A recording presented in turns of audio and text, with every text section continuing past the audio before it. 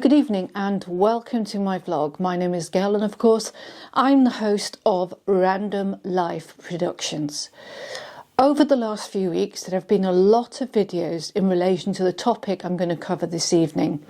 And the topic I'm going to be covering this evening is the BA change from the executive club to the club, which basically in effect made my mission of a tier points collector completely defunct in the year 2025.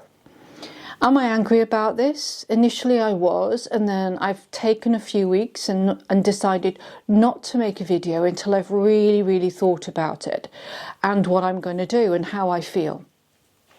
So firstly, when I first heard the news, like I said, I was a little disappointed, frustrated, and then I thought, you know what, let me stand back in the clear light of day. I've had about 13 good years of being a silver member. I finally got to gold this year. Double tier point runs have been wonderful. We've been able to achieve status for literally pennies, and also the opportunity to go into several wonderful lounges, which I have.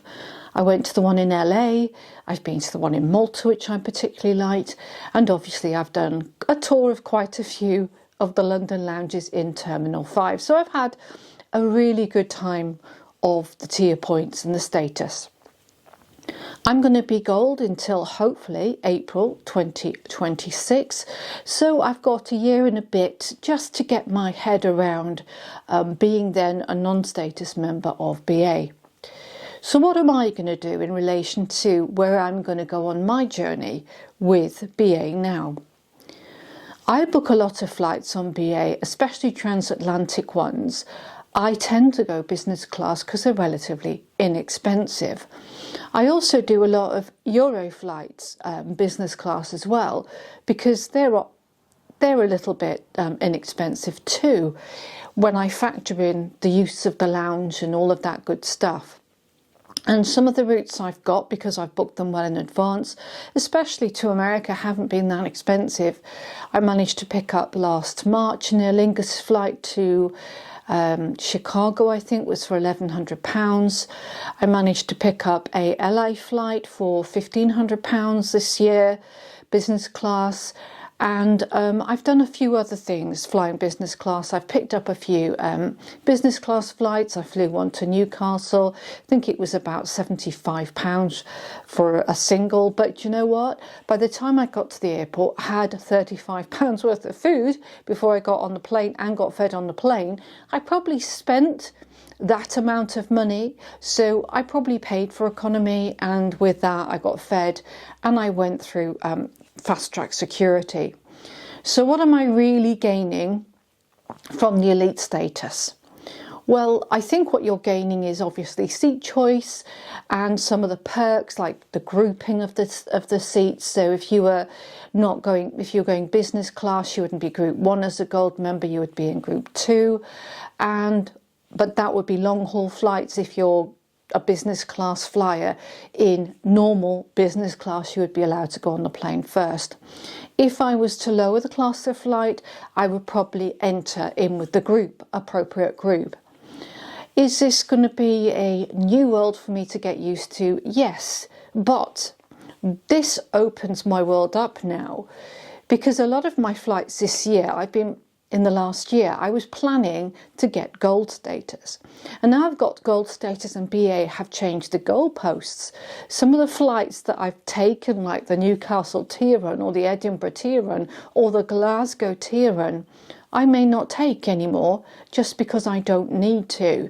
So I might actually think, well, if I don't do the tier runs now because I don't need to make the points, I need to spend the pounds in another way, how can I best spend the pounds to make the relevant points and not choose these tier point runs? Instead, stay in one or two places and up my hotel experience perhaps, or hiring a car, knowing full well that if I do that, then I'm paying to get status, or I explore other airlines, other alliances, and I might actually go to Virgin in March in status match and see what that's got to offer me. And I'm going to be watching quite a few of the air traveller influencers, because in the last few weeks everybody's been looking for new programs to go into, developing their Avios points, how to maximise Avios points on credit cards and all other things. What we have to remember is that BA have done this because they're a business and they're trying to make money.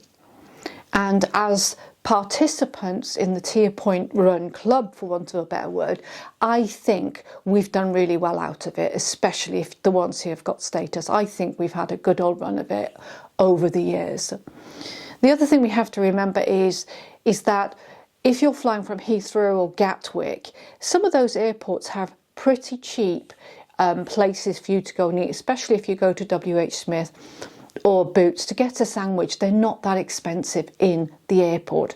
The only ones that are expensive are LAX, which is horrendously expensive. So all I can say is my reaction to the change in the BA Executive Club is I'm sad, but in some ways I feel like it's a new beginning in my plane journey. I feel like it's a new experience for me to not look at earning status, but learn about actually enjoying the experience. Because a lot of my friends think I'm pretty mad because I spent years going on these business class flights just to make status, and just to think, oh, I'm not going to get to silver, oh dear, I'm not going to get there. And then I think, well, actually, even if I flew silver 10 times a year, all I'm really getting is 20 times a fast track, 20 meals in the lounge, or something else. And ironically, what I'm finding now is that some of the credit card, like admittedly Priority Pass is a hit and miss, but Newcastle Airport Aspire Lounge is the Priority Pass one is much better than the BA one, ironically. Edinburgh has 3 or 4 lounges now dedicated to Priority Pass. All of them are just as good as a BA lounge, and I'm sure as the future goes on there will be more and more lounges popping up. So for example, at LAX there is an Amex lounge that's popped up. I don't think there are any payment lounges, but Amex lounges are popping up, and I'm sure that some of the credit cards will start getting into this airline lounge business as well. And also thinking about it, if you want to have a fast track pass, you can actually pay for it.